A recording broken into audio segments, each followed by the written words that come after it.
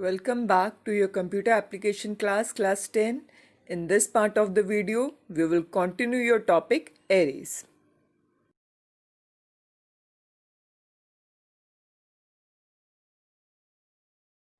We will discuss about two-dimensional arrays or 2D array. Two-dimensional arrays are also called multi-dimensional arrays, and that can be treated as arrays of arrays. A two-dimensional arrays can be considered as two-dimensional table consisting of data elements of similar data type. And all of you know that tables are meant by rows and columns. So these arrays are also called as 2D array and can be stored in rows and columns format. So a 2D array is ideal for processing of matrix. Let's consider the declaration of two-dimensional array. The two-dimensional array, as I told you, that it's supposed to store your data in the form of rows and columns. Here, they said that the declaration of a 2D array requires the number of both rows and columns. The index or subscript number of both rows and columns begin with 0. So, in an array X, M, Y. Now here M is your row and N is your column. Rows will have an index 0, M1 and column will have index 0, N1. Let's see the syntax. Element type array name rows column or element type rows column array name, like we did with the 1D array or one-dimensional array. Look at the example here. Int mat, this is going to be represent your number of rows and that is going to be represent your number of columns. Int is your element type, mat is your array name, and that is for row and that is for column. Or the another way is int row for column and array name.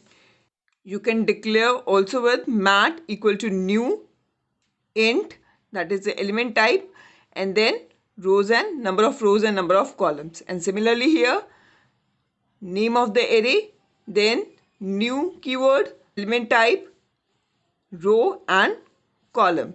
These two steps can be combined in a single line, such as int mat, that is for row and that is for column, new keyword, int, number of rows and number of columns. Two-dimensional arrays called mat with 3 rows and 4 columns. This is going to be called number of 3 rows and number of 4 columns. Mat is your name of a variable. Mat array can store 3 multiply 4, that is 12 elements of int type. Look at the diagram. Here we have 3 rows and 4 columns. In the next example, the element type is float, array name is marks, that is for row and that is for column. Again 4 and 5. Now the number of rows will be 4 and the number of columns will be 5.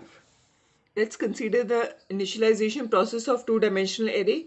The initialization process of two-dimensional array and one-dimensional array is almost similar. Let's see the syntax here. Element type array name, that is for row and that is for column, as I explained you earlier.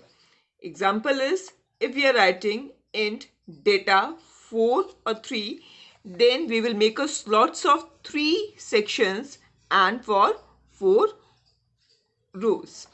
1, 2, 3 will be a part of your first row, 2, 4, 6 second, 3, 4, 7 third, and 5, 6, 7 for fourth row. Check the matrix also. It is as similar as I had explained you.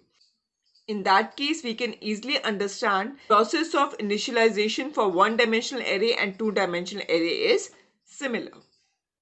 In the next part of the video, we will consider the searching techniques of arrays. Thank you.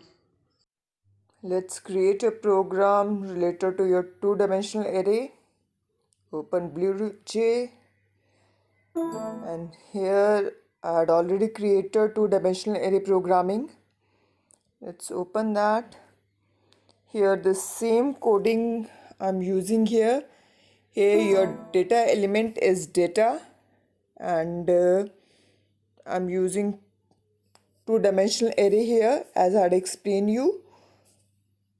Please go through that coding and let's compile that. There's no syntax error, and let's execute this program.